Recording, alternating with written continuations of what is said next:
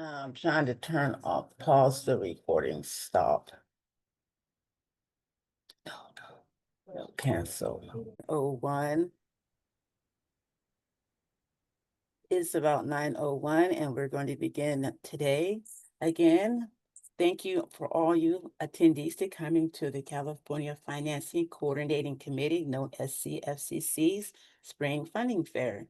And if you're here seeking funding for your infrastructure projects, you have come to the correct place.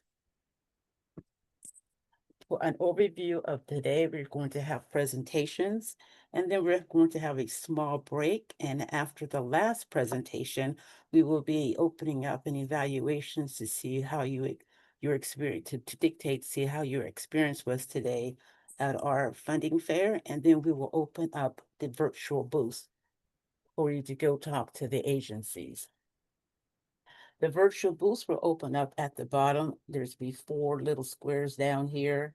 You can pick, you click on that, and then you'll see all the agencies' virtual booths. You can just go in and out as you please. You're not assigned. You can just go in as you please. Right now, I'm going to be sharing a poll because you want to get to know everybody. By the way, I am Saressa Hartwell. I am with the State Water Resources Control Board and the Division of Financial Assistance. So I'm going to stop sharing my screen, and I am going to open up a poll and give you a few minutes to take the poll. This is the agenda for today. As you see, that we're going to start off with a state funding resource given to us by the California State Library. They have a very good web portal. And then we're going to have our state and local agencies do their presentation. We'll have a small break, and then we have another opportunity from the federal funding resources to give you some information from the federal level. Yes, they still have so many, I think. And then the federal agencies will be presenting. Then after the last federal agency presents, we'll put a link to a evaluation so we can understand how your experience today. And that will also give the opportunity for all the speakers to go into their virtual booths and set it up for you. So that short period of time would be appreciated.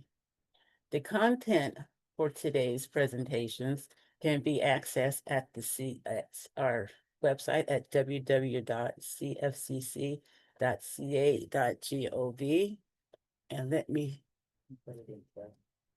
And it's also going to be put in the chat. Let me show you what that looks like.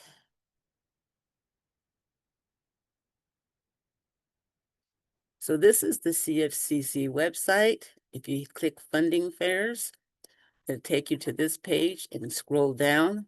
This is where you'll see today's agenda right here and today's handbook. You can view the handbook. A lot of the agencies will be referring to this handbook so that, because all the handbook contains all the agencies' current and available funding right now in a nice table. You can see what the funding program is, the purpose, who's eligible, and any type of deadlines. So that's where you can find our information for today's agenda. Also, on the funding on this site, we will be having the recording here under CFCC Funding Fair videos. This is from last year's fall funding fairs. Those are the recordings from there, but you'll also see the same recordings for May for today's meeting and next week's too.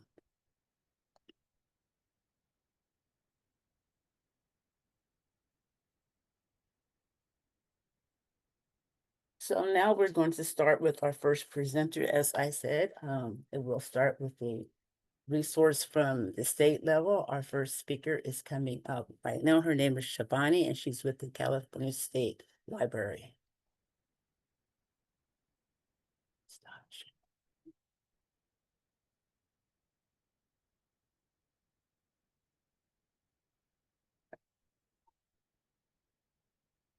Good morning, everyone. I'm assuming you can see my screen here. I'm here to present the California Grants Portal.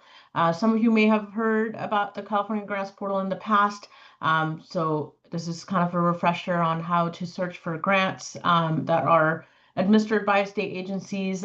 This portal came out of a legislation, AB 2252, back in July 1, 2020, to provide grant seekers an opportunity to find all eligible grant opportunities in a central place. So it's not hosting any applications, so you still have to go to the department's website to apply for grant opportunities, but it is a central place for all eligible grant opportunities that you might be able to find for your organization or for your business.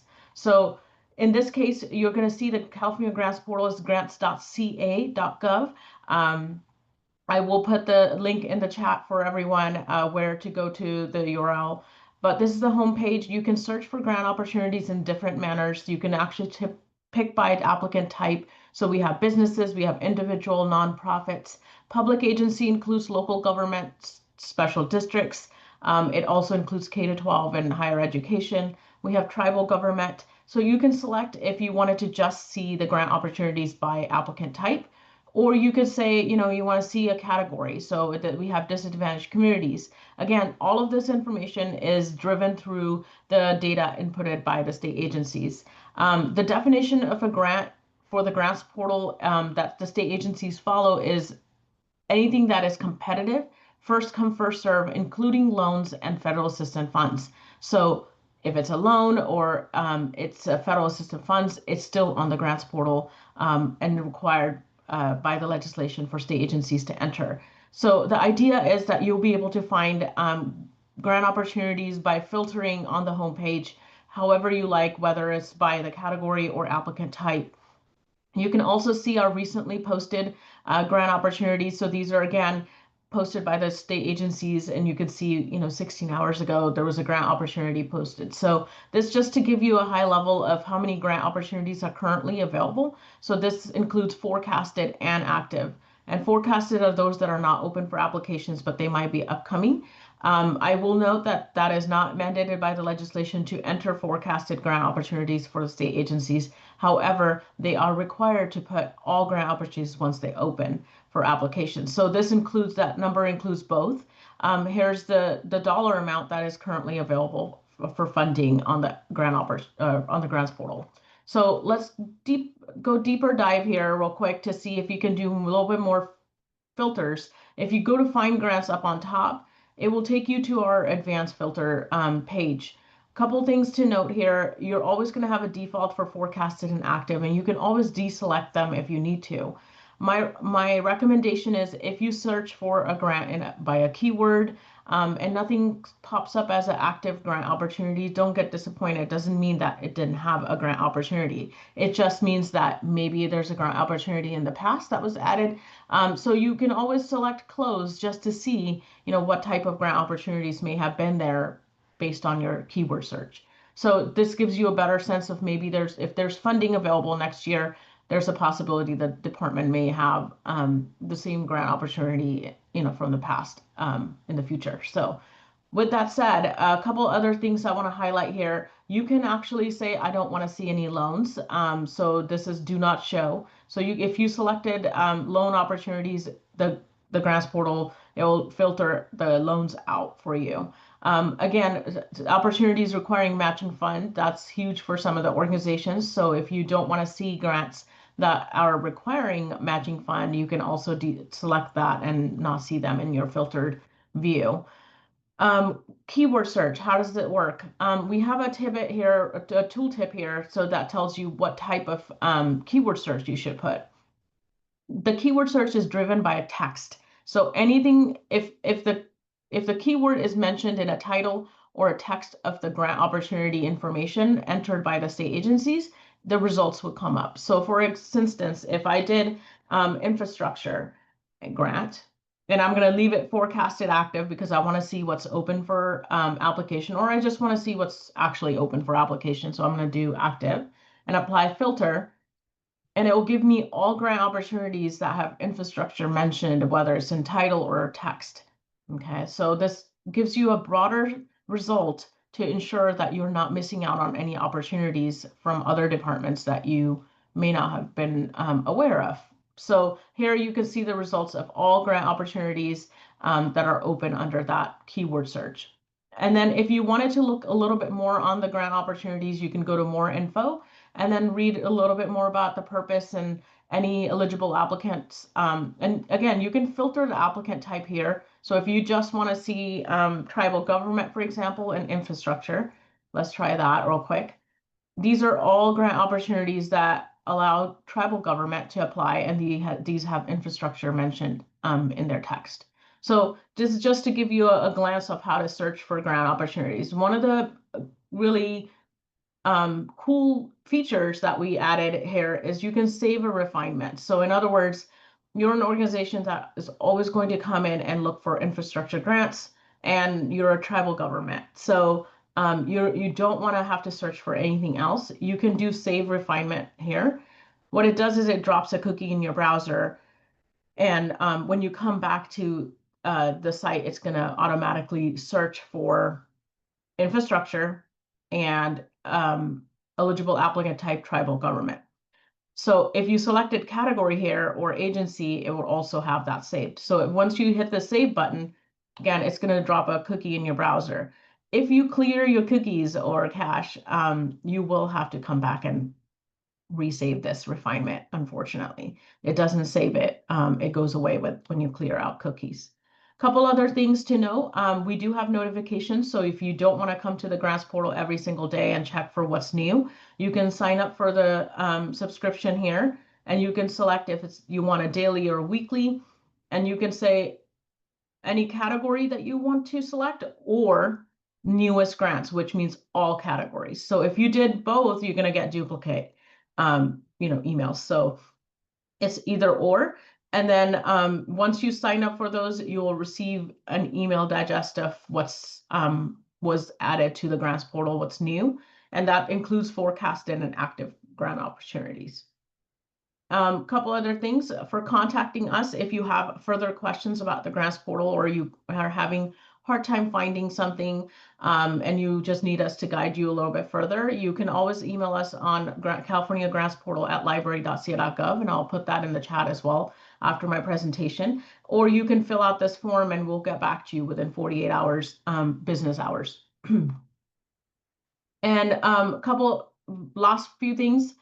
All of the data that is entered by the state agencies is open source. So if you are someone who looks at statistics and really likes to do a deeper dive, you can look at our statistics dashboard, and you can always download the CSV file to see what grant opportunities have been entered since 2020 until now, or the post-award information for each of the grant opportunities since 2022. So this dashboard will give you a little high level of what's available, and you can search by the fiscal year and geographic region here. You can take county and select a county that you might want to see how many recipients received awarded grant opportunities here. And then down here is all the grant opportunities that are on the portal since 2020. So with that, I will hand it back. If you have any further questions, feel free to reach out to us, and I'll put the contact information and the URL for the grants portal in the chat for everyone.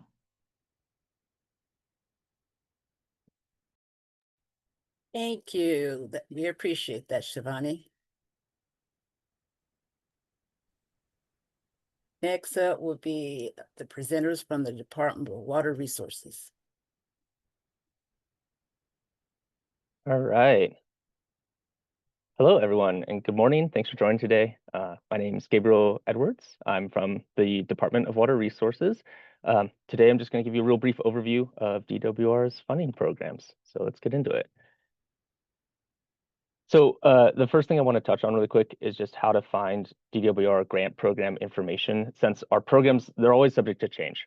And so the best resource for finding up-to-date information is our Grants and Loans website, which you can see here on the screen. This lists our active funding programs under the open solicitations section. And then it also has links to funding resources, such as the individual DWR funding program websites, which I'm going to be talking about today. And then also the California Grants Portal, which Shivani just went over. So this website is really the best place to get a high-level overview of what grant funding is currently available from DWR. Another place you can check for funding information is obviously the California Grants Portal. So we just had that wonderful overview from Shivani, but here you can also filter for active forecasted DWR funding opportunities, and that will just give you a list of DWR grant programs specifically, just like the DWR Grants and Loans webpage. So before I get into our grant programs, I want to quickly just touch on eligibility for DWR funding. So generally, our grant applicants must be public or local agencies. So that includes like state agencies, cities, counties, local water districts, et cetera, or tribal governments or nonprofits. And private individuals and private landowners are typically ineligible for DWR grant programs. So this isn't always the case, but generally this is true.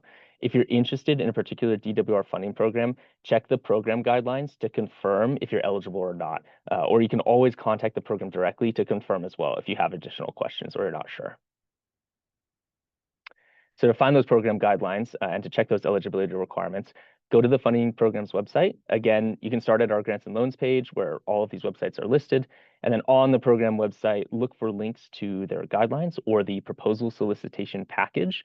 And once you open that document, you can look for eligibility or applicant eligibility. It might be phrased slightly differently, but this will just list all of the important eligibility information for that specific program.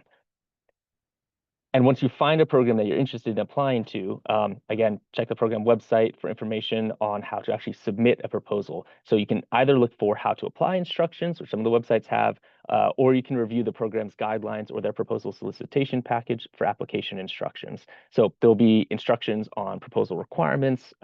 That includes things like important deadlines, where and how to submit your proposal, and what information is required in that proposal. And if you have questions, you can, again, always contact the program directly to learn more about the application process, and contact information can be found on the program's website. So right now for DWR, the Riverine Stewardship Program is our only active funding program. This program supports fish passage and ecological improvements for streams. There's 6.48 million available. Applications are accepted for this until all of these funds have been expended. And eligible applicants include tribes, local public agencies, and certified nonprofits. This program has a limited geographic scope. It's a little complicated, but basically it's limited to counties within the Association of Bay Area Governments, also the Delta Export Service Area, and also areas outside the Delta, but that receive water from the State Water Project or the Central Valley Project by means of diversions from the Delta.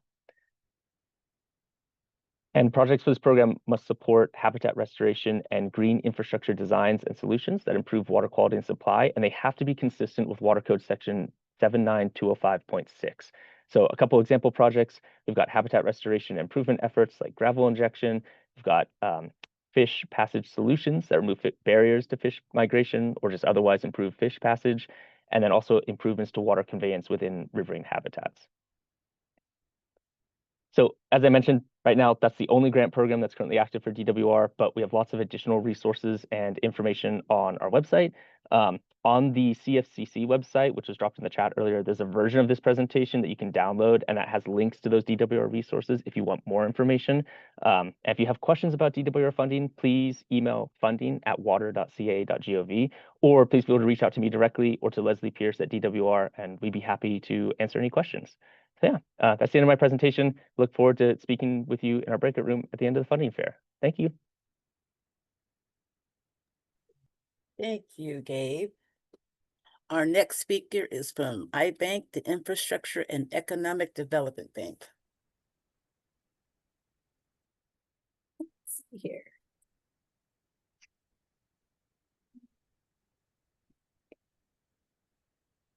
All right. Welcome, everyone. Thank you for joining us today to learn about the California Infrastructure and Economic Development Bank, also known as iBank.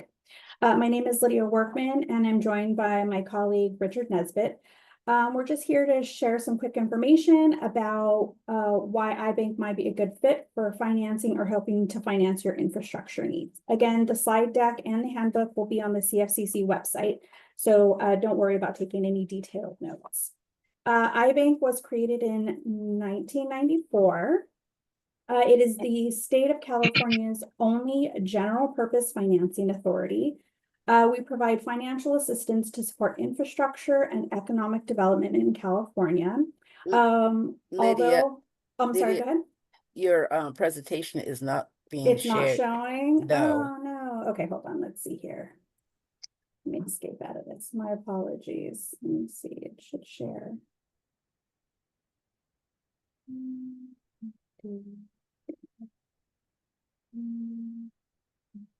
How about that? Is that better? It's coming. Now you might want to go Enlarge back it. to, Okay. yeah. And then do that. Is that better? Yes, thank Perfect. you. Sorry about that, guys. Okay. So we are a state agency. We're housed under the Governor's Office of Business and Economic Development, known as GOBIZ. One of our main focus areas is to create jobs and a strong economic economy and to improve the quality of life for the people of California. These are our core programs for iBank. Our Infrastructure Revolving Fund program is the program that Richard and I belong to. We also have a climate financing program, a bond financing program. We have venture capital as well as a small business center.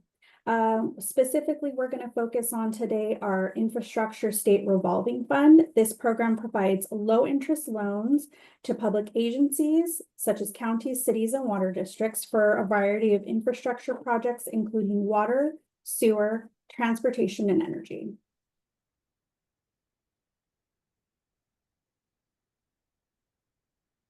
Some of our eligible projects are things like city streets, county and state highways, power and communication systems, sewage collection and treatment, wastewater, educational, research, and social welfare. We have approved projects specifically related to SB 1383 with more in the works.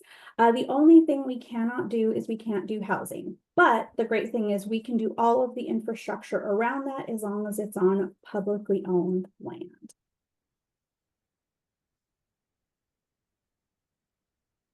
Okay. Well, determine if your project is viable. We're going to look at 4 categories: cash flow, project use, whether using a general fund or enterprise, and then the repayment source. Cash flow, we're simply looking at historical 5-year audited financials and also 5 years of projections.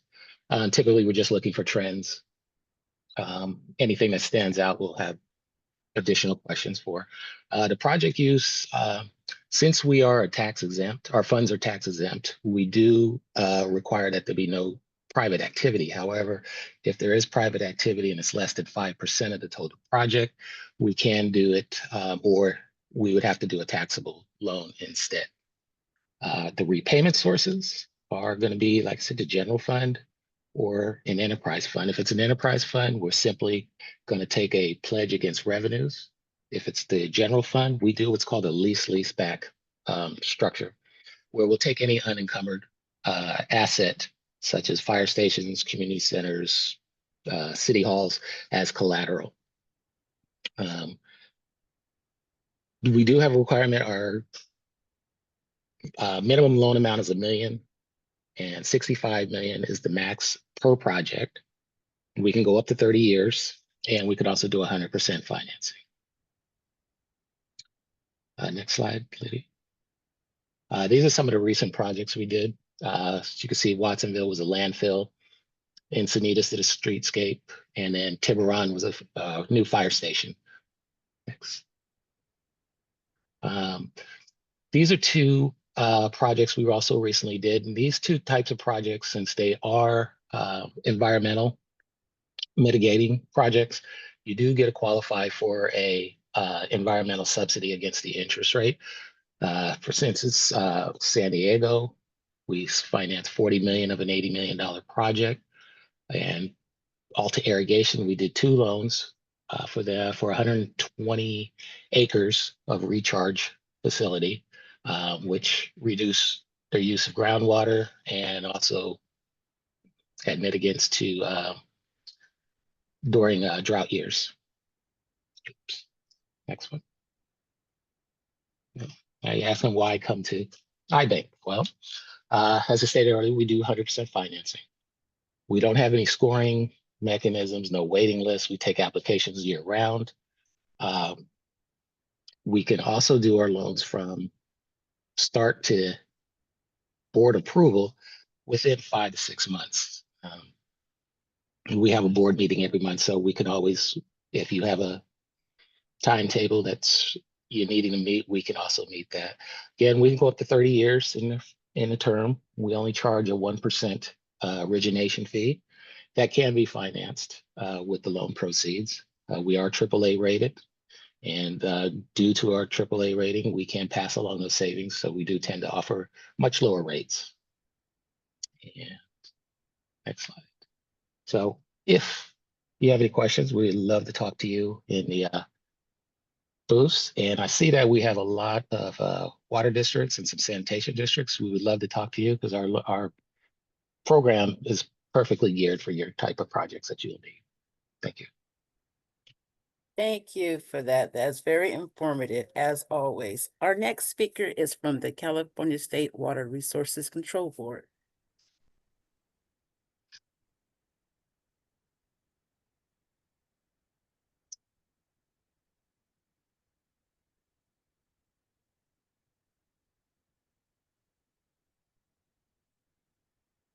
Can you see my screen? Yes, it's about to load up now. Okay, thank you. Just need to make sure that happens. Okay, It's here. okay, thank you. Good morning, everyone. My name is Ibian Rivera, and I work at the Division of Financial Assistance at the State Water Resources Control Board.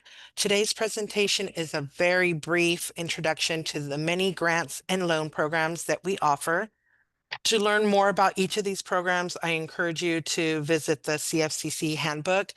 It has all the details, deadlines, applicant eligibility, and eligible projects. Okay. So the Water Board has several wastewater funding programs that provide funding for planning and construction projects to restore and maintain compliance with the WDRs and the NPDES permits. I'm sorry, grants are available for projects benefiting small disadvantaged communities. Priority is given for septic to sewer projects. And the two programs that we have currently are the Clean Water State Revolving Fund and the Water Recycling Funding Program.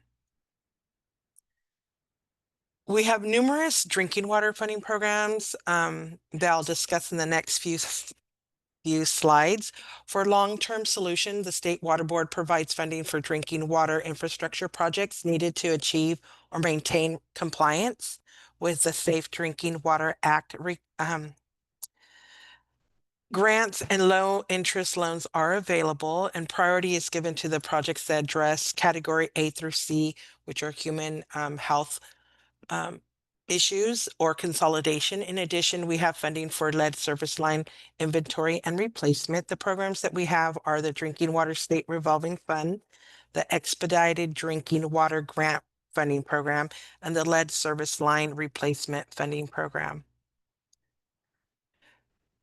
So in the State Water Board does fund interim solutions that address urgent drinking water needs. Eligible projects include bottled water, hauled water, well repair, well rehabilitation and replacement, vending machines, point of use devices, emergency interties, or treatment systems. State small water systems and domestic wells serving disadvantaged communities and low income households are eligible. Projects include the cleanup and abatement urgent drinking water needs, the county-wide and regional funding program, the emergency drinking water and cleanup and abatement account. And we also offer funding that benefits daycare facilities, preschool, and K through 12 schools. This program funds point of use and point of entry treatment systems fixture replacement, and the installation of drinking water fountains and provisions of interim drinking water supplies. So this program is administered by nonprofit organizations, and the program is the Drinking Water for Schools grant program. So I just wanted, oops, sorry. And then there's several state water board funding, drinking water funding programs that are administered by counties and nonprofits. These programs provide funds to individuals or households served by domestic wells or state small water systems to address water quality issues. These programs are the Domestic Water Wells and State Smalls Program, and then Drinking Water Assistance for Households. So this slide has to do with a bipartisan infrastructure law. So this law came to be back in 2021, and it provides the US EPA with billions of dollars to be spent over 5 years to support water infrastructure, environmental cleanup, and clean air protection. So the state of California received billions of dollars of those federal funds to supplement the state revolving fund. The supplemental funding went to additional funding for the cleanup state revolving fund and the drinking water state revolving fund, the lead service line replacement, and addressing emerging contaminants. Sorry. The emerging contaminants funding program provides funds towards projects that reduce people's exposure to PFAS and other emerging contaminants through their drinking water. The funding sources for this program includes the Drinking Water Emerging Contaminant Fund and the Emerging Contaminants in Small and Disadvantaged Communities Fund. Hey, so we also offer at the Water Board technical assistance to support drinking water and wastewater needs. Example, the project types that technical assistance can assist with includes funding applications, project planning and administration, engineering and environmental services, legal assistance, rate studies, income surveys, capacity building, and emergency response for drinking water only. Priority is given to small disadvantaged communities, and in accordance with drinking water and wastewater funding priorities, requests are accepted on a continuous basis, and assistance will be granted based on capacity and program priorities. So the State Water Board has several site cleanup funding programs. These are grants for the cleanup of a site contaminated by leaking petroleum underground storage tanks, where there's no financially responsible party. In addition, we have grants and loans to assist small businesses, underground storage tank owners and operators to come into compliance with the underground storage tank regulatory requirements. Those programs are the Orphan Site Cleanup, the SB 445 Site Cleanup Subaccount Program, the Removal, Replacement, or Upgrading of Underground Storage Tanks, also known as RUST. And we have our last program is the Non-Point Source Program, which funds projects to reduce and mitigate the effects of non-point source pollutants such as sediment, pesticides, and nutrients to the waters of the state within priority watersheds. Interested parties should reach out to their local regional water board for assistance. And I would like to point out that you have several resources available to you. The CFCC handbook is wonderful. The Division of Financial Assistance contains a list of all the programs and a lot of detail about the funding source, what's required, how to apply, and if you have questions, the contact information. The state board also has an email subscription service that you can sign up for one or more of the funding programs, so you are kept informed about any updates or new releases. And then we also have finally the FAST system, which is Financial Assistance Application Submittal Tool, which is a web-based interface used by many of the state water boards funding program, including RUS, Drinking Water SRF, Clean Water SRF, Water Recycling. You do need to have an account to apply. The web address is here, and we have a help desk that's staffed 5 days a week, 8 to 5 p.m. So if you have any questions about any of the funding programs that I introduced you to, please join us at the virtual breakout session today. We will have staff from various programs available to answer any questions, or you're more than welcome to reach out to us at the DFA General Inquiries line. Our phone number is 916-327-9978, or you can email us. I'll make my email address available. So on behalf of the State Water Board's Division of Financial Assistance, thank you for your time and participation today. Thank you for that. For all those who are wondering, yes, we will have the presentations on the CFCC website at the conclusion of sometime this week. We'll have the updated slides on the website for those who want to review the handbook and the slides. So next up, as you see, is the California Strategic Growth Council. Hi, everyone. I'm Adrienne Moretz. I'm with the California Strategic Growth Council, or SGC. SGC is sorry, my slides went a little crazy there. SGC is a 10-member council comprised of 7 state cabinet agencies and 3 publicly appointed members.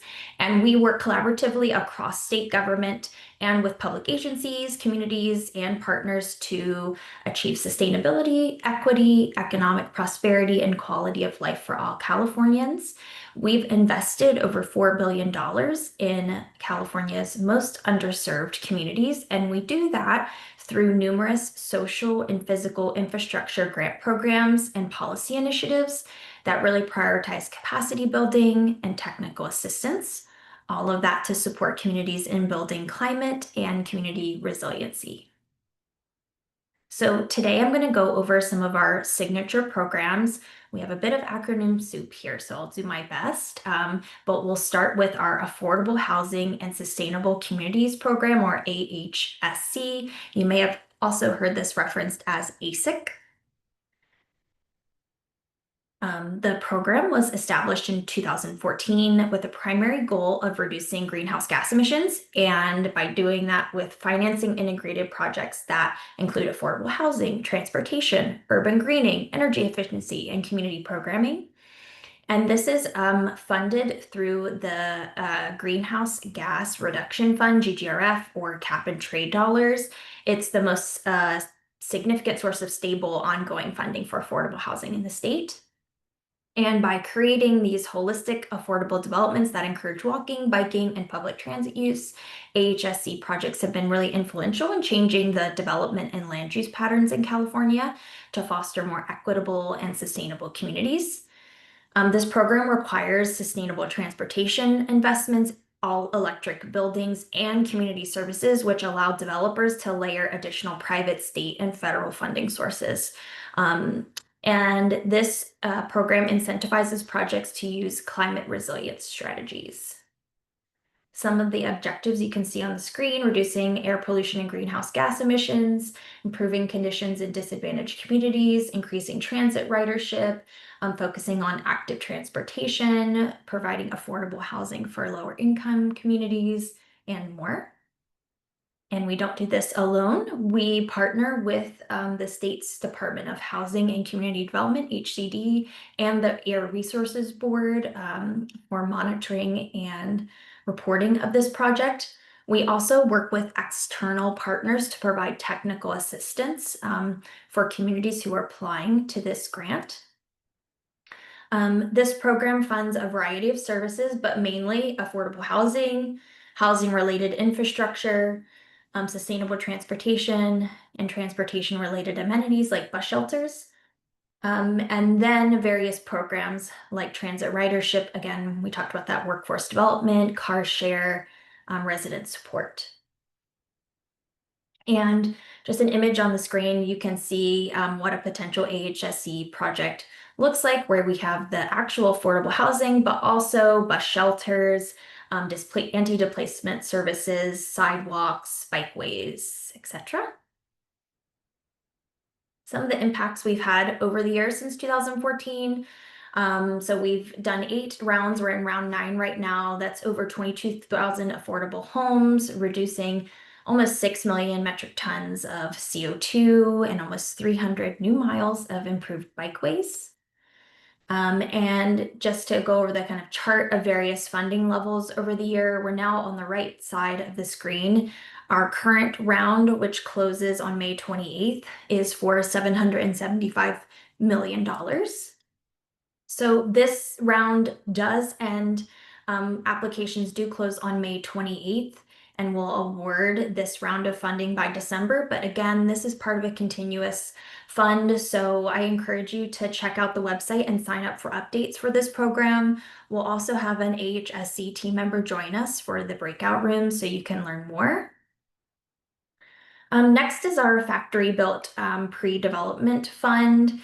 In late 2023, through the Federal Inflation Reduction Act, the Department of Energy was given authority for loan guarantees, and that was realized through something called Title 17.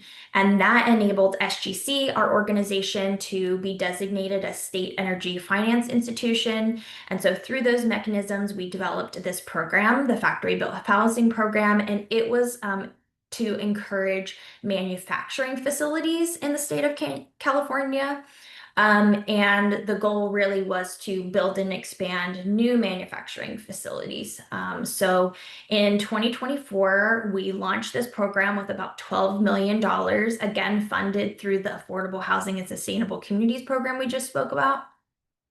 But we were unsuccessful through several rounds of rolling funding to get applications.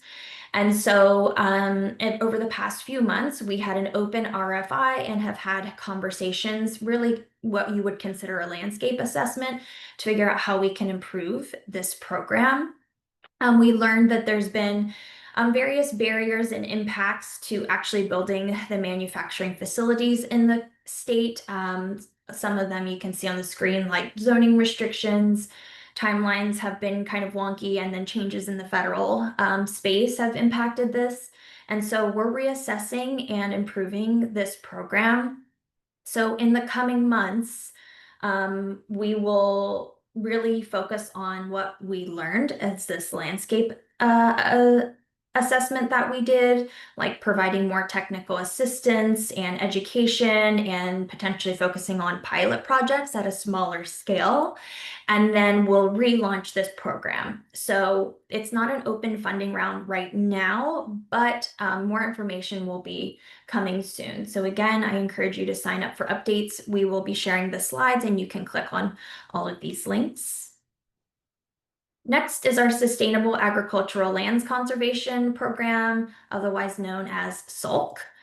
And SALC utilizes funds, again, through the Cap and Trade or GGRF funds that we've been speaking about, to protect critical agricultural lands that are risk of conversion. So protecting these lands promotes smart growth in existing jurisdictions and ensures open space remains available.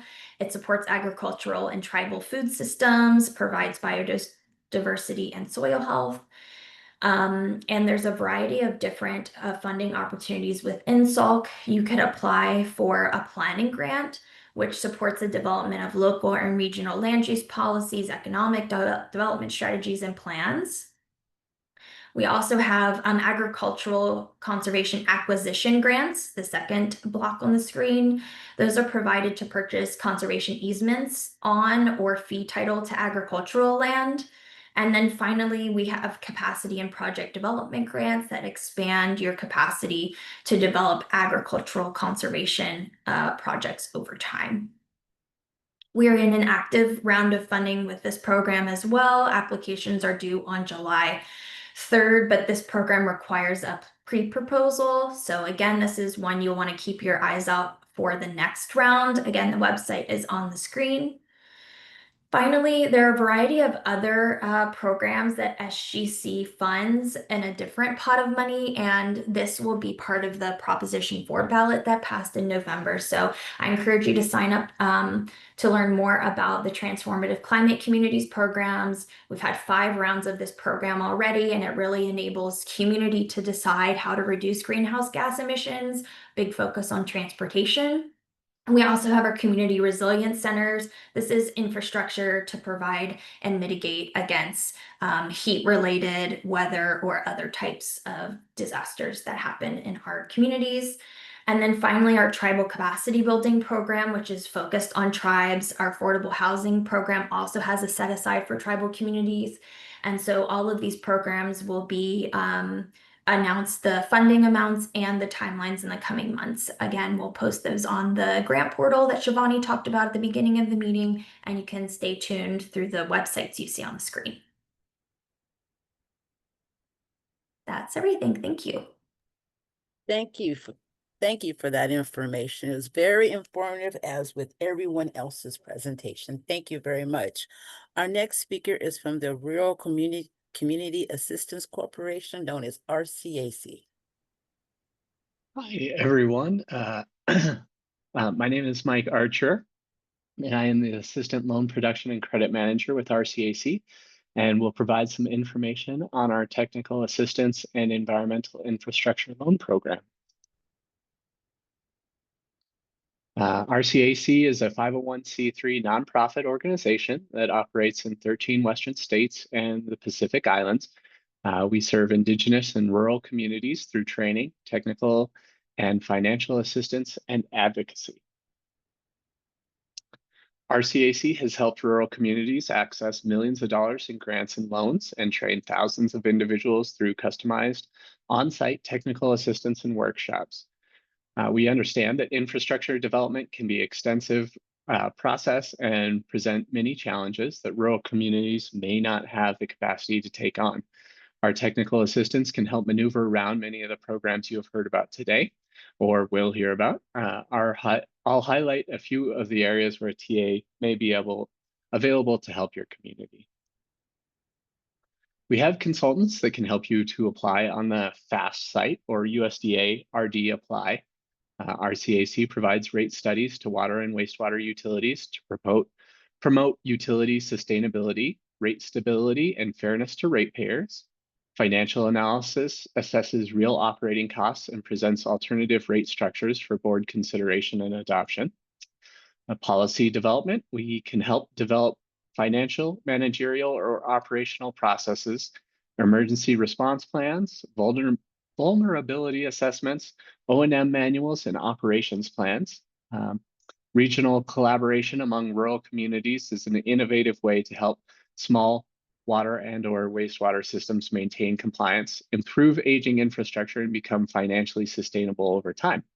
Our local presence allows us to develop partnerships with communities to identify needs, set goals, and help communities select the best options to meet those goals. We also provide on-site training where we work with operators and administrators to ensure the delivery of safe drinking water. We conduct median household income surveys, which determine eligibility for state and federal disadvantaged community status. In addition to our technical assistance, RCAC provides loans for environmental projects. The next part of the presentation will address the financing of your project. Water, wastewater, and solid waste projects are all eligible. They need to be in a rural community with a population of less than 50,000, and the system must primarily serve a low-income community. We fund nonprofit organizations, governmental entities, and federal or state recognized tribal entities. If you have a question about eligibility, please reach out to a loan officer and we can discuss it further with you. Now I will present two common loan types. This is a public utility district that operates an older wastewater treatment plant that is nearing its design capacity. The California State Water Resource Control Board committed a total of $10,660,000 in grant funding for improvements to expand and update the treatment plant. In large construction projects, the general contractor typically has 30-day payment terms, but it could take the funder 60 to 90 days to review the reimbursement request and process the claim. In these cases, RCAC can provide a bridge loan or revolving line of credit to pay the general contractor within 30 days while the utility district awaits grant reimbursement from the state. There are other common grantors, the Department of Water Resources, California Energy Commission, the American rescue plan, to name a few. And we have utilized this loan structure to bridge other projects such as solar installation and park and community facility construction. In a second example, we have a municipal water district that needed to expand their existing storage capacity. The cost of the tank installation and connection was $402,000. RCAC provided a 6-month interest-only period for the district to complete the connection, followed by a 9.5-year repayment.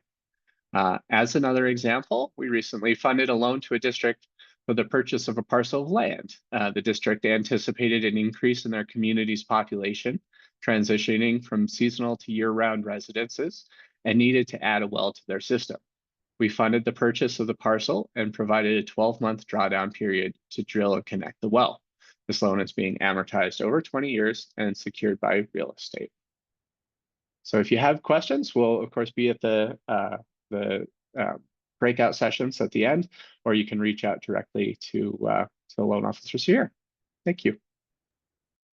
Thank you for that presentation. Our next speaker, they're the last of the state agencies, and then we'll have a small break. The next speaker is from the California Governor's Office of Emergency Services, known as Cal-OES.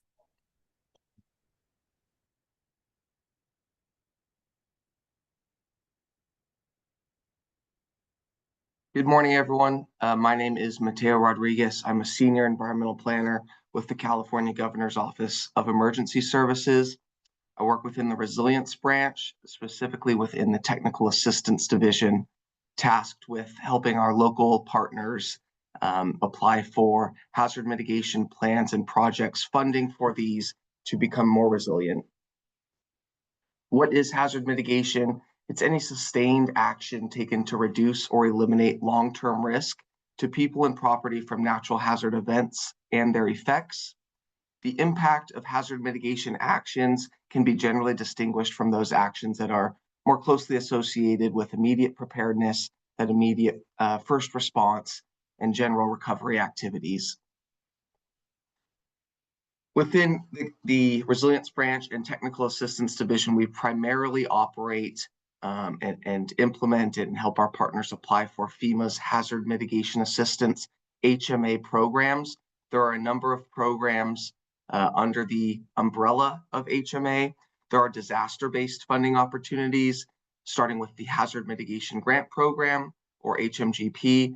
This program becomes available generally when a presidentially declared major disaster occurs within any county in the state. A pot of funding opens up under HMGP for the entire state to implement hazard mitigation projects against any type of natural hazard.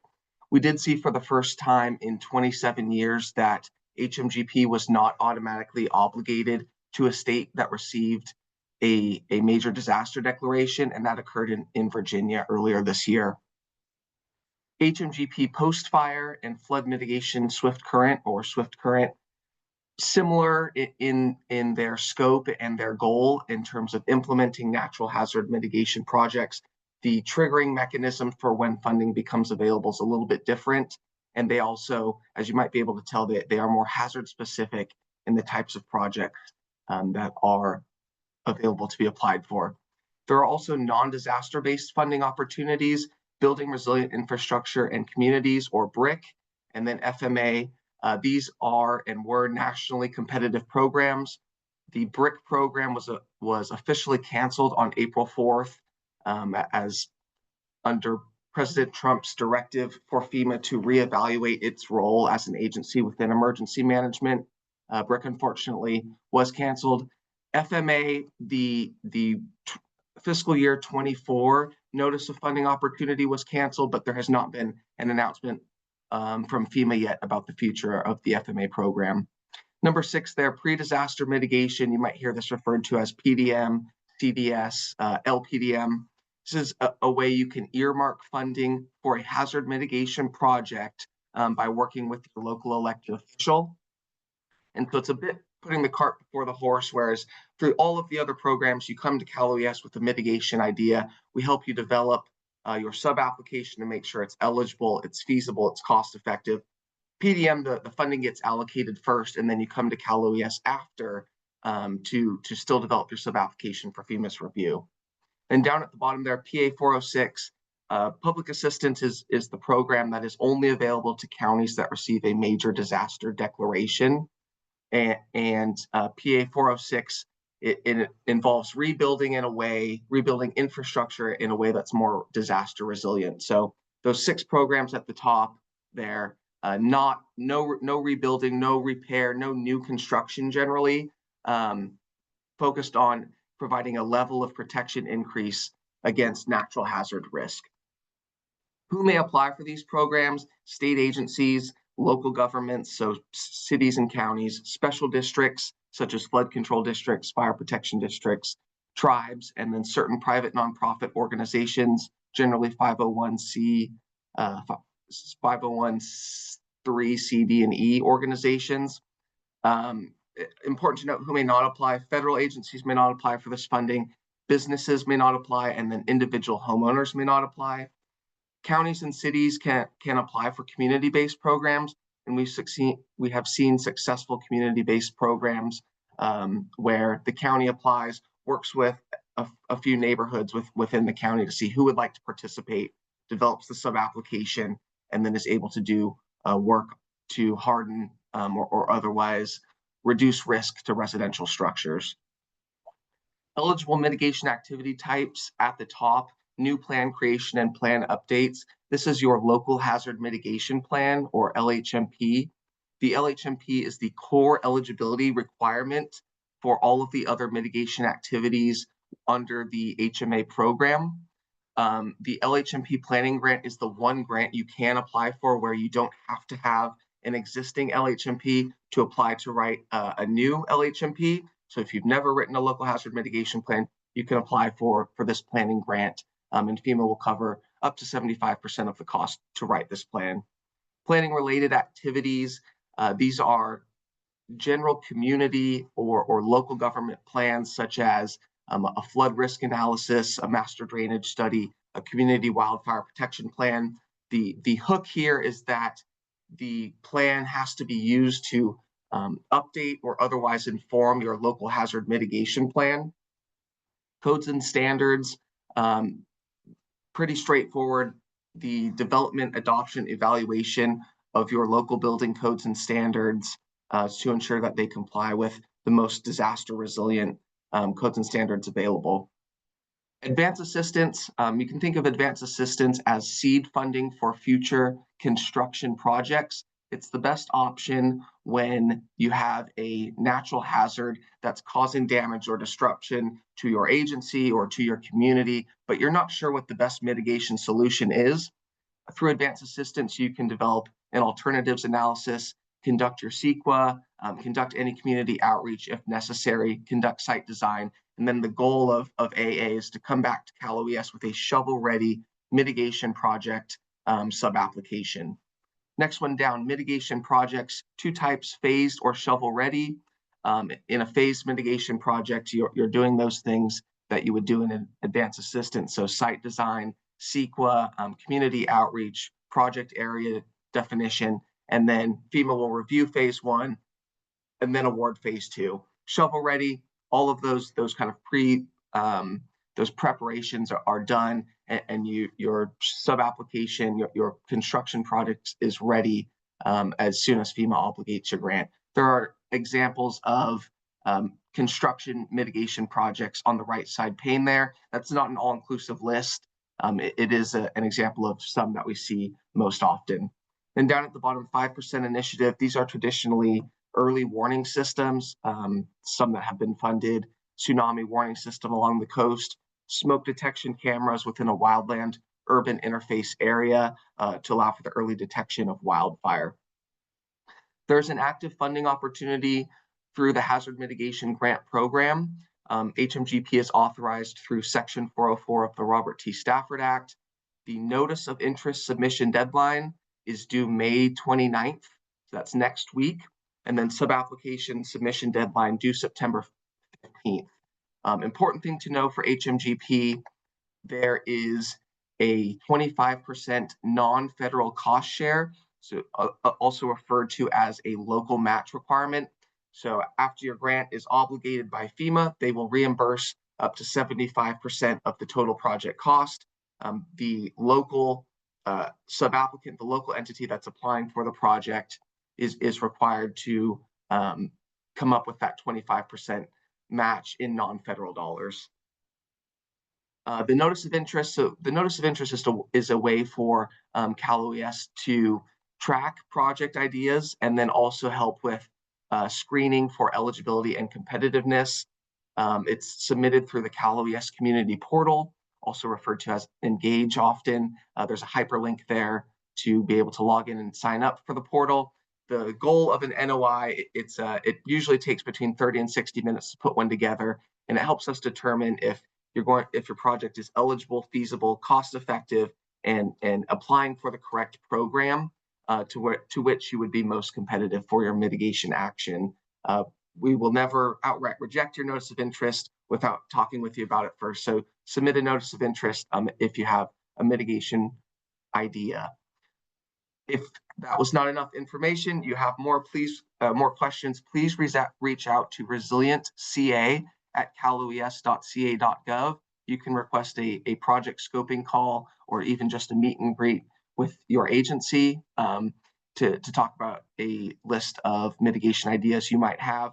There's also a hyperlink there at the bottom. You sign up for our distribution listserv, best way to stay up to date on funding opportunities and Cal OES outreach events. I'll apologize, the slide deck did not take kindly to the accessibility check, so the one that will be posted on the CFCC website is a little bit watered down, but I can share this slide deck directly with you. Just reach out to resilientca@caloes.ca.gov with any questions you have about the program. Thank you for the time. Thank you for that information, Mateo. And look at us, we are on time for our first break. Our first break will be from now from 10:07 was what my computer says, and we'll give you till 10:10. So if you'll be back here at 10:10, we'll start with the federal agencies, but first we'll start with the funding resources that the federal has. So again, we'll take a 13-minute break instead of a 10-minute break. If you can be back here by 10:20, we'll appreciate it. Thank you.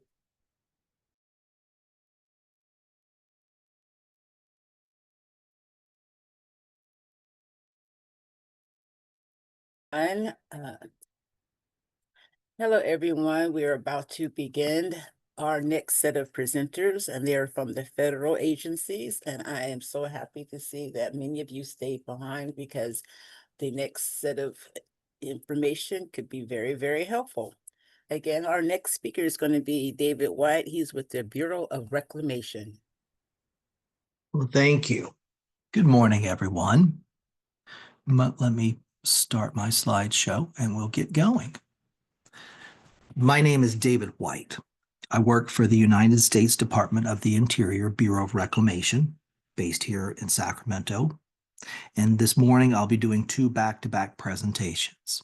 The first one is discussing and talking about and helping you navigate grants.gov while you look for available federal funding. The second presentation is going to be specific to reclamation and will focus on projects that can be considered in a very general and broad sense, water conservation. As an aside, both presentations are similar to presentations I've made in the past. No surprise, as we have a change in administration, things may change. So in the future, this presentation may be different. But for now, we're going to think about the things that we know, and we'll just take it from there. So applying for federal funding using grants.gov. This morning, I'm going to briefly talk about three things. Understanding the federal funding agency to help you have a more successful application. Searching and applying for available funding opportunities on grants.gov, and a few tips that you should consider. Well, the federal funding agency. Each federal agency is different, and most federal agencies, but not all, use grants.gov to let the public be aware of funding opportunities. Each federal agency has its own priorities, its own policies, and each federal agency has its own way about not only what to fund, but how to fund it.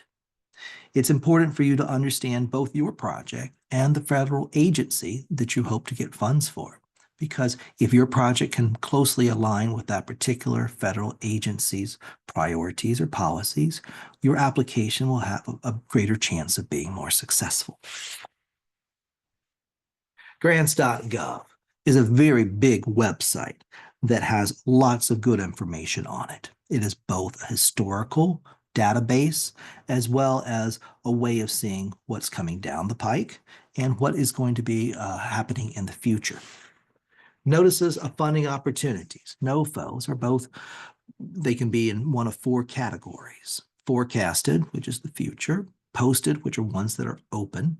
Closed, those are ones that are recently closed. Or archived, and those can be considered more of historical documents.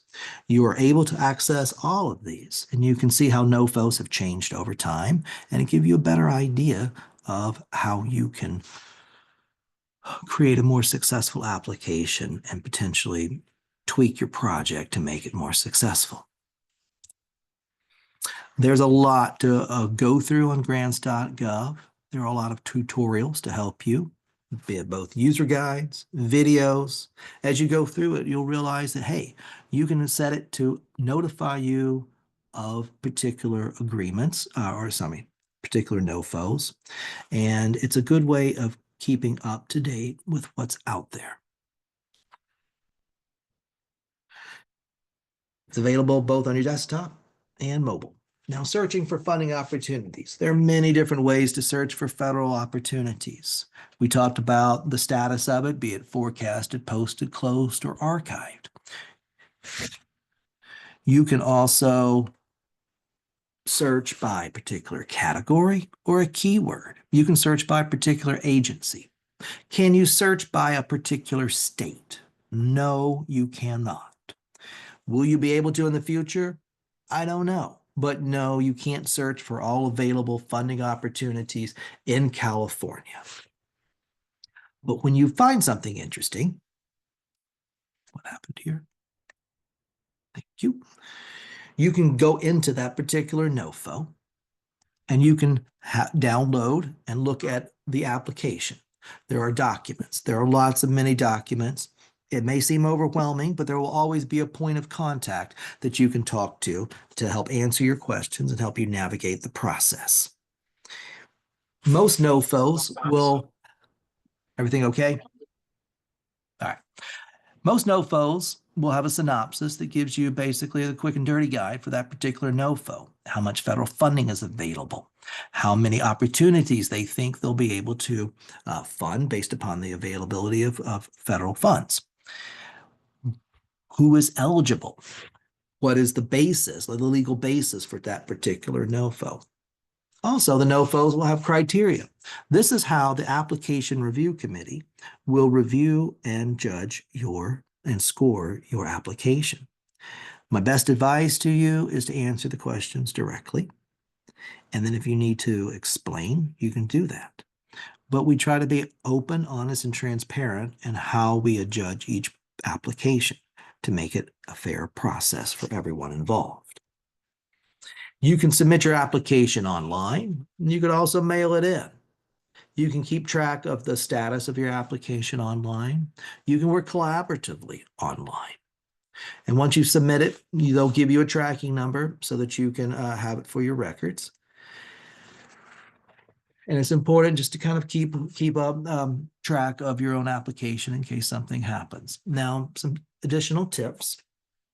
Thoroughly read and follow all of the instructions. They may change from one NOFO to the next and from one agency to the next. There are standard forms, those are SFs, that you have to fill out.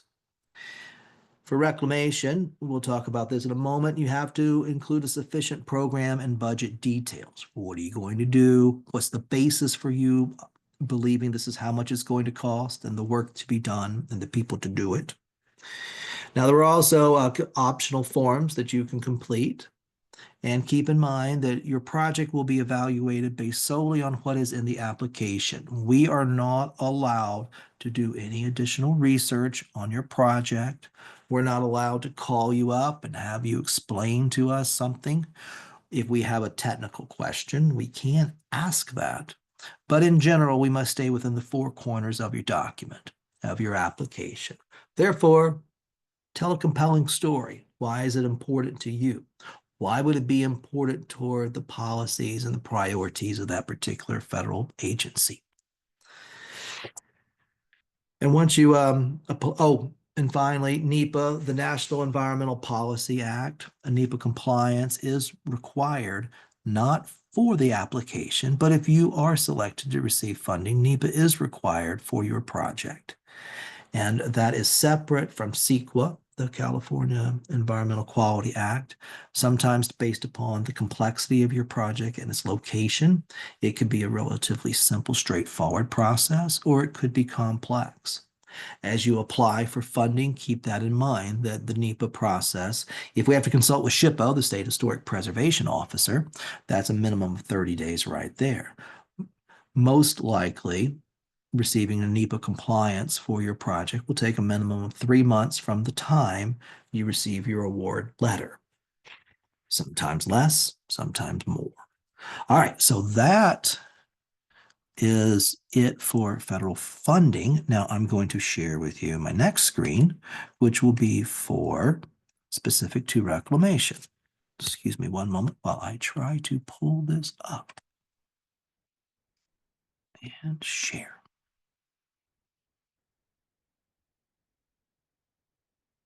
All right. Well, good morning. I'm still David White, still with Reclamation. This morning, I'd like to talk about water conservation, funding opportunities available through Reclamation. Reclamation operates in the 17 West-wide states. We are divided up into multiple regions. Some states fall in multiple regions. And there are a number of us who can answer questions about water conservation. As time goes on, the contact information will change as people leave the federal workforce and as we realign with changing priorities.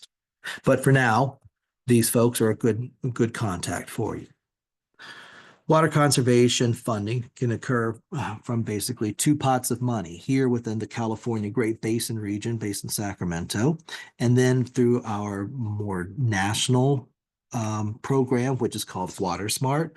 And under Water Smart, we have many, many different funding programs. I'm not going to go into detail about any of these.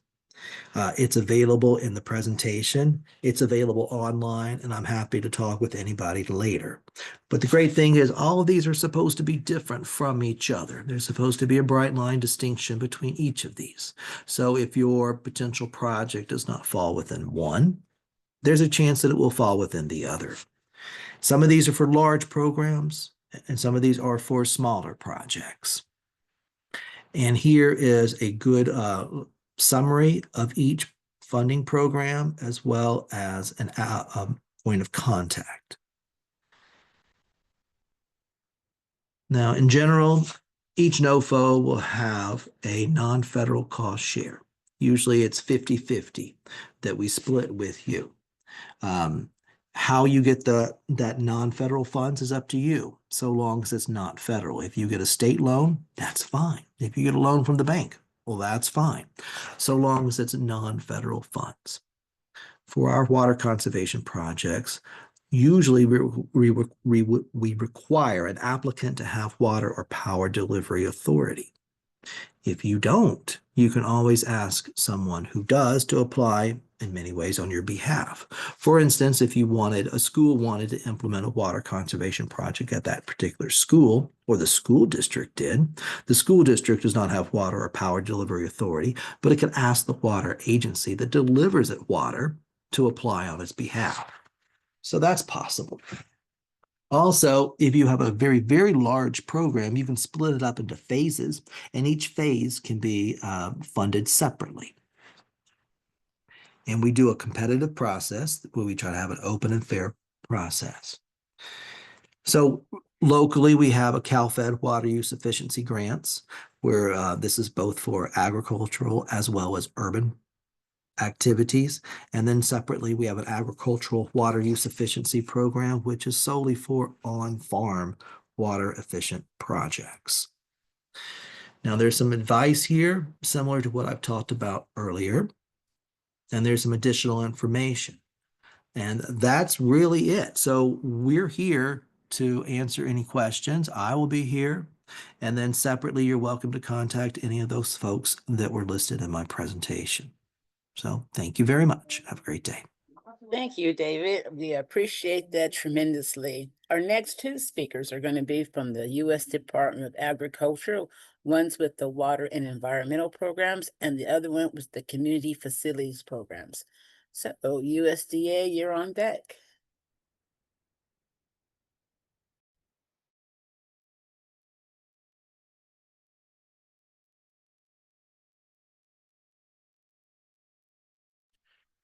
Hello, everybody. It's Marcos Ramos from the USDA. I'm the Water and Environmental Program State Office Specialist, as well as Jennifer Strauss. She's also here. She'll be in the breakout rooms later.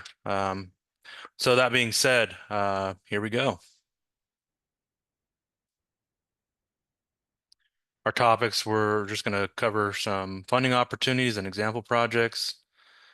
Here are specific funding programs. We have Water and Waste Disposal Loan and Grant Direct Program, Emergency Community Water Assistance Grants, Colonia Grants, Native American Grants, Search Grants, and Pre-Development Planning Grants. So our first one, Water and Waste Disposal Loan and Grant Program. Eligible applicants include public bodies, special districts included, nonprofit corporations, and federally recognized tribes. Population of 10,000 or less. We have comprehensive funding, so we cover construction, engineering fees, land, legal, and environmental costs. Loans can be combined with grants to keep user costs reasonable. Our current rates and terms, interest rates are established each quarter, but currently they're anywhere from 2.5 to 4.25%. Interest rates based on state MHI and terms up to 40 years. Here's how they break down based on the rates and the MHI requirement. So market rate above 100% of the 80,000, 546,000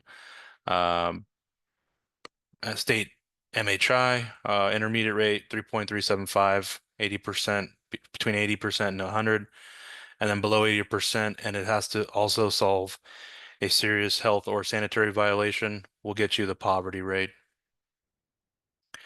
Grant eligibility, up to 45% grant eligible if the service area has an MHI between 64 and 80, and up to 75% grant eligible if the service area has an MHI below 64,436.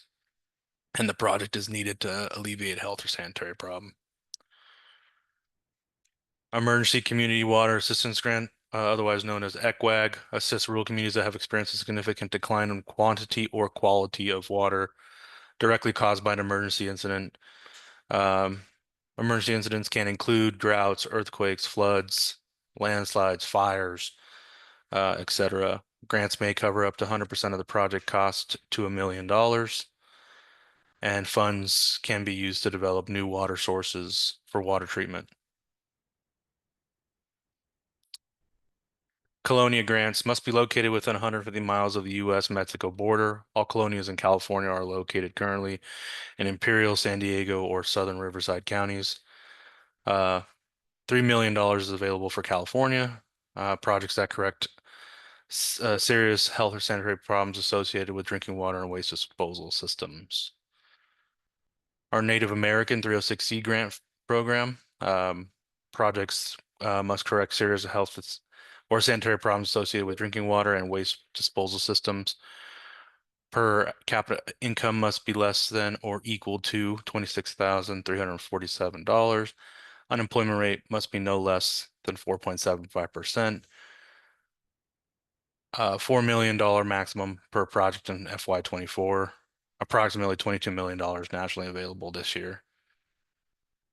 search grants, eligible areas are rural areas with a population of 2,500 or less, have a median household income below that 80% threshold, and up to $30,000 max grant to pay for pre-development planning costs. No match required. Pre-development planning grants, otherwise known as PPG, eligible areas are rural areas with a population of 10,000 or less, median household income below that 80% threshold as well. Up to $60,000 grant to pay for the pre-planning costs, but this one does require a 25% match, whether that's from the applicant or third-party sources.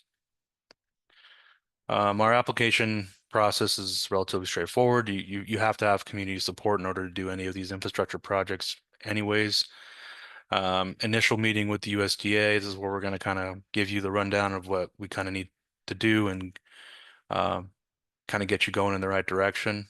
Then we start the PER and environmental processes, the NEPA and the PER, preliminary engineering report, and the environmental both kind of happen concurrently so that we can kind of get to the finish line at the same time. Once those things are completed, we then you then have a complete application. We then issue a letter of conditions once we make our decision on the project, and then we obligate funding once we receive a signed letter of conditions. And then once we start working on construction is when we start dealing with disbursements. Our application is all online via RD Apply. These are just some highlights of why RD Apply works for us. It is convenient. You do have identity security. It allows us to access information quicker, faster application process as well, reduce paper consumption, and everything the applicant does is official with a signature that they give someone the authority to sign. Here's an example project in El Catillo. We have a mutual water company that needed a new well and rehab of their storage facility. You can see this one was a combined Colonia and direct grant program. So we do get creative with our financing or grants to make sure we give the applicant the best deal possible. Here's another wastewater treatment plant and constructed wetlands. So we had some partners in this one. We gave them a loan grant combo of 5.4 million, and the rest was provided by those other agencies. Wood Lake is a good example of like what we can do kind of all together with both our CF and WEP programs. You hear about our CF program after this presentation. And yeah, so they got a new wastewater treatment plant as well as CF facilities in the form of city halls and healthcare facilities. So just some examples. If you have any questions or want to make contact for, interest, reach out to Jenny or myself. And you'll have a copy of this presentation as well. So you'll have our information after that. Anyways, thank you guys. Thank you for that information. Again, all the presentations are most helpful, and I'm so glad that we have representatives from all the different types of organizations here that will benefit from this information. Now we're going to hear from the USDA Community Facilities Program. Good morning, everybody. Sarissa, can I get a confirmation from you that you can see my screen? I can see you. You do not have your presentation up yet. How's that? It's here. Awesome. Good morning, everybody, and thank you for joining. My name is Serena Ramos, and I'm a community program specialist with the USDA Rural Development, and I am located in our Visalia office. And just for the sake of maybe our IT department today, we've been having some issues in the office, so I will just go ahead and stop sharing my video and So community facilities, it's super popular with outreach I've been doing recently. What those facilities include, what we've done loans and grants for, and just to name a few, are hospitals, health clinics, schools, daycares, firehouses, first responder vehicles, and equipment to go along with that, community centers, and more. An overview about the Community Facilities Program are we offer direct loans, loan guarantees, and grants to develop or improve essential public services and facilities in communities no more than $20,000 for direct loans and grants, and no more than $50,000 for guarantee loans. Eligible applicants are public bodies, nonprofits, and Native American tribes. Our current loan rates and terms. So currently we set at a 4.25% interest rate, but it is fixed at the time of loan approval. Usually it's a 35-year term, but it is dependent on the useful life of the project. We do require adequate security, collateral, of course, for payment ability and feasibility. And the borrower or applicant would have to show that they're unable to obtain credit from a commercial credit lender. An example of a project that we've done would be for Newcastle Fire Protection District, and the total project was $4.75 million. The USDA Community Facilities Loan put in $3.78 million, and the applicant $978,000. It was funded in 2021 and completed in 2022. A little bit of our grant overview. Again, the eligible applicants are public bodies, special districts, nonprofit corporations, and federally recognized tribes with a population of 20,000 or less. Applications are accepted all year round, and the maximum grant is $50,000. And being that it's so low, we usually do grants for equipment for healthcare, transportation vehicles, police and fire, public buildings. It just depends, just because it's a small amount, it's usually for equipment. Some examples of the projects that we've funded would be here where I'm at in Visalia would be Kings County, the fire department, Jaws of Life. In Mendota, the city of Mendota would be 2 police vehicles.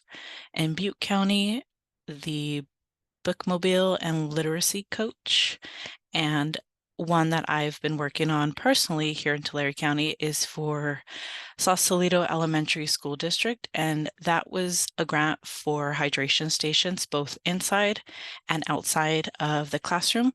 I'm hoping to have some pictures here in the next few weeks of those stations that I can include on the future presentation. We do have staff all throughout California. This map will most likely be updated in the future, being that some of our offices and staff have moved around or have left the agency. So if you'd like some more information, I do welcome you to the breakout rooms where we can answer any specific questions. But here's my contact information, and I know the presentation will be available. Thank you so much. Thank you. And thank you. And I appreciate all the presenters announcing that they'll be in the breakout rooms, because that's the best place for most of you guys, most of you attendees, to go and find answers to the questions that you have in the chat, or maybe some more questions you might have just coming up in your mind as the presentations are going forward. So our last speaker is from the U.S. Environmental Protection Agency, EPA, and they're going to be the last one for us. And then after that, we'll have the evaluation of today's funding fair, and then you can go into the booths to talk to the agency's representatives. Awesome, thank you. Thanks everyone for sticking around to the very end. Hopefully you can see my screen and you can hear me okay. All good. Okay, great. So yeah, I'm here to talk a little bit about the Brownfields program.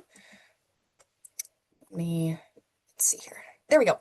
Okay, so I want to start off by talking about what a brownfield is. Just as a reminder, a brownfield is a piece of property that is affected by the presence or the potential presence of contamination that's posing a threat to the environment or to human health. And a lot of times we see a disproportionate amount of brownfields popping up in sensitive or low income communities. These sites are typically former gas stations, old dry cleaning facilities, maybe illegal dump sites on vacant land, old railroads. Lots of things can become brownfields. And brownfields are really opportunities to redevelop and revitalize communities without doing any sprawl. So I have a couple examples here of what brownfields can be reused into. So you can reuse brownfields to make parks. You can turn old agriculture places into senior housing facilities.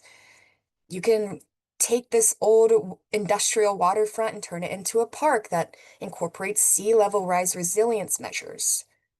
Or take an old gas station and turn it into a welcome center with EV charging stations. There are a lot of opportunities that can come from these challenging brownfield sites, like I mentioned. So you can reuse these sites to help mitigate extreme weather, create affordable housing, parks and open space, and ultimately you want to clean up that contamination so it's not impacting the health of your community members. And through the process and as a result of cleaning up brownfields, you can create jobs and really stimulate the economy.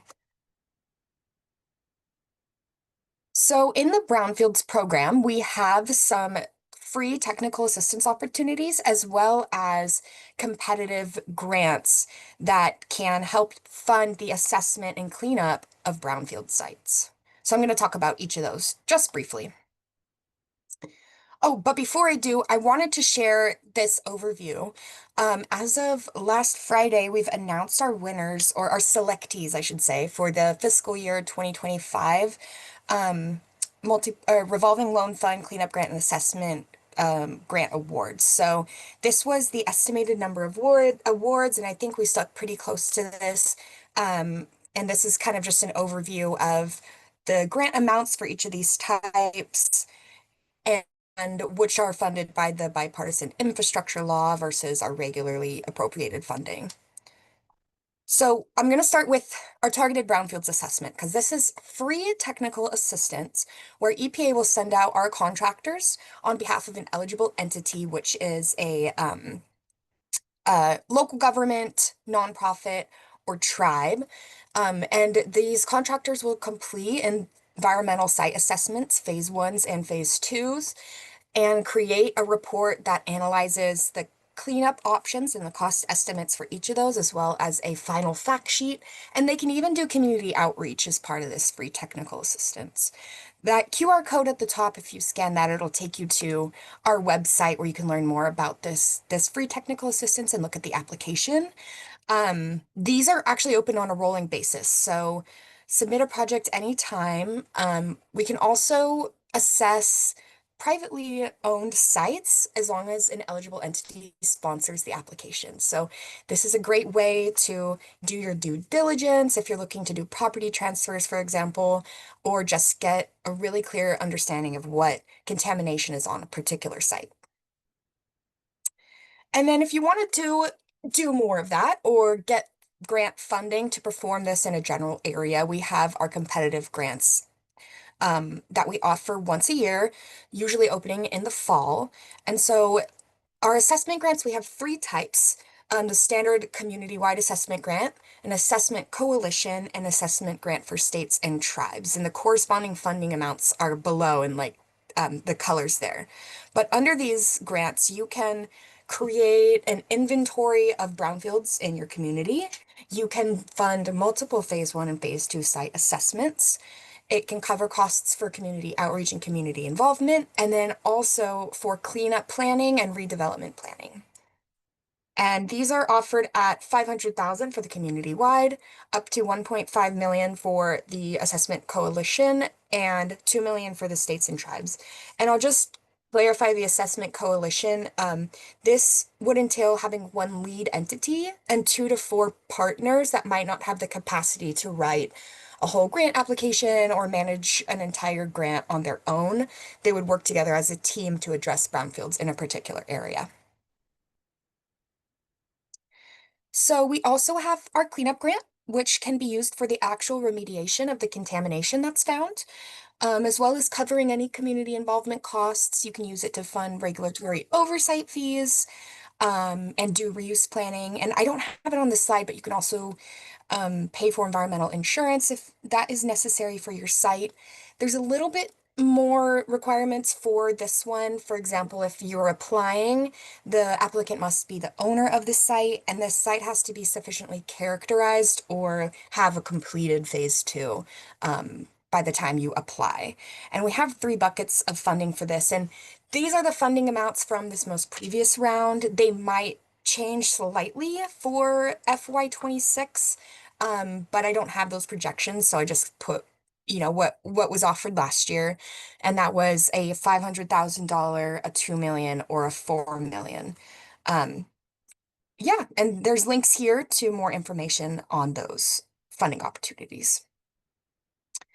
So we also are going to be offering a multi-purpose grant next year. We tend to switch between or alternate offering the revolving loan fund and the multi-purpose. And we offered the revolving loan fund this year in FY25.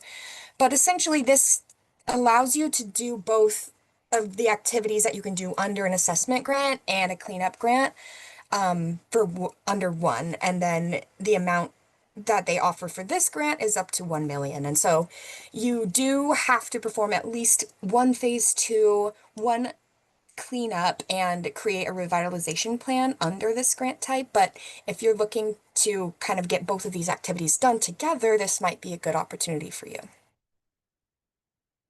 And the last one is our job training grant. It's on a little bit different of a cycle. The applications are expected to open up any day now. We're kind of waiting on some final approvals. But under the job training grant, you can fund workforce development in your community. So you can fund programs that will train environmental technicians to do any types of certifications that are related to environmental work and brownfields cleanup. So HAZWOPER, radiation, you can even do like chainsaw trainings and all these things that are relevant. And these grants are up to 500,000. Same eligibility here. Governments, local governments, nonprofit 501c3, and federally recognized tribes. So that kind of covers it, a very high level. I have this link here if you'd like to schedule a meeting to talk one-on-one with an EPA project officer that works in your particular geographic area. But I'm also going to be here in the breakout rooms if anybody would like to talk about specific projects or anything. So thank you. Thank you for that information. It was very helpful. And again, I thank all the presenters for letting everyone know that if you have some specific questions towards their agency, you can go to the breakout room. As stated, that was our last agency. And right now we're going to put the link in the chat for you to take the evaluation for the CFCC fair evaluation so we can get an idea of what you heard today, how helpful it was, what you might want to see in the future, this information like that. And I'll be opening up the breakout rooms so that the agencies could go and set up for you while you take the evaluation. So at this time, we're doing the evaluations, and then you can just head right into the breakout rooms.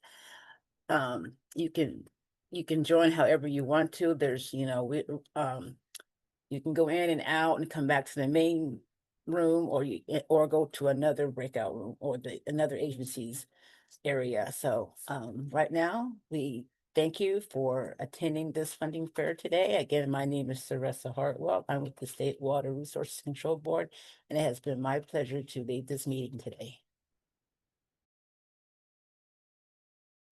Thank you.